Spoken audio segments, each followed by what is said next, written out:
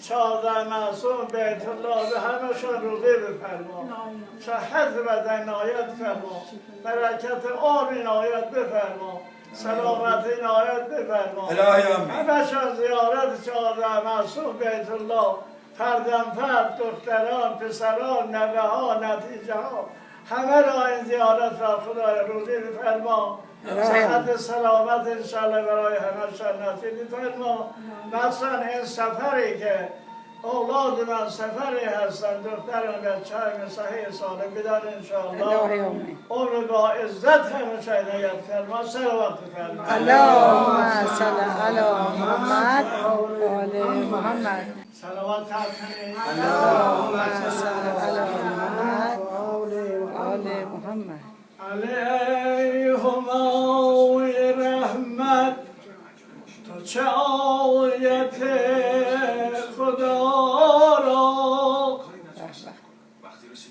که به ما ثواب کندی، همه سایه هما را، همه سایه هما را. به خدا که در عالم اثر از فنا نماند، که علی گرفته باشد سر چشمه بقا را، سر چشمه بقا را. به جز از علی کی جوید به پسر که قاتل من، که علی توست اکنون به اسیر کن مدارا. سرای گدای مسکین در خانه علی زن، که نگین پادشاهی دهد از کرم گدا را. نه خدا توانمش خواند، نه بشر توانمش یافت، متحیرم چه نامم شه بالکلا فتا را. صلوات اللهم صل علی محمد. فرمود خواستیم 79 مریضی از شما رفت باشه. اول سفره نمک، آخر نمک، یه خدمت دیدن این آخر گفت 79 مریضی را شدن. کردی که گرسنه نشدی غذا نخور، غذا را سیر نخور، خواستی مریض باش، نه یادگاری باش. میخواد چشمتون نورانی باشه، قرآن میخواد. هر روز لااقل یک چند آیه از قرآن بخوان. قرآن نور چشم را زیاد میکنه. صورت پدر مادر نگاه کردن عبادت است. حالا این مادر است، دوست دارم به صورت مادر نگاه کنن عبادت است. احترام پدر مادر این است. حضرت موسی گفت که الهی من میخوام رفیق بهشت ما بشناسم. فرمود برو فلان خیابان یک جوان هست رفیق شماست.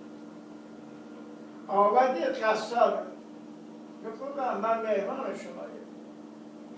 آوردن میسا را نمیشنم. یک جای نشست رفت دیر آمد.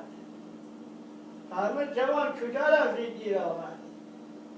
گفت مهمان هستیم، یک مادر پیل عزیز دارم، ذلیل است، ضعیف است. روزی 3 مرتبه بدنش میشورم، قنداقه میکنم. الان هم وقتش بود، آمدم بدنش شستم. ببخشید مهمان هستید. موسی گفت که این مادر به شما چی میگه؟ گفت مادرم میگم پسرم رفیق تو موسی کلیم باشد. من موسی کلیمم، از خدا خواستم دعای مادر رفیق بهش شد. مادر یعنی دهش زیر قدم الجنت من تحت اقدام امهات، دهش زیر قدم های مادران.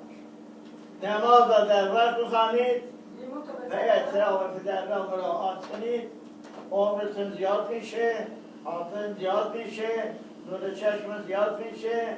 همه‌شون بر دعای پدر مادرم به من گفت پسرم دست به خاک بزنی طلا باشد. همین است. با این دست خالی 12 قسمت مکه رفتم 4 ماه مکه ماندم کربلا سوریه همه با دست خالی چی ندارم من با دست خالی 3 مرتبه کربلا 5 مرتبه سوریه شادشیرا کجا 3 قسمت تمتع 5 قسمت عمره 10 12 قسمت مکه مشرف 4 ماه مکه ماندم 4 ماه چند نفر از این محل بردم 4 ماه اونجا نگه داشتم با چه؟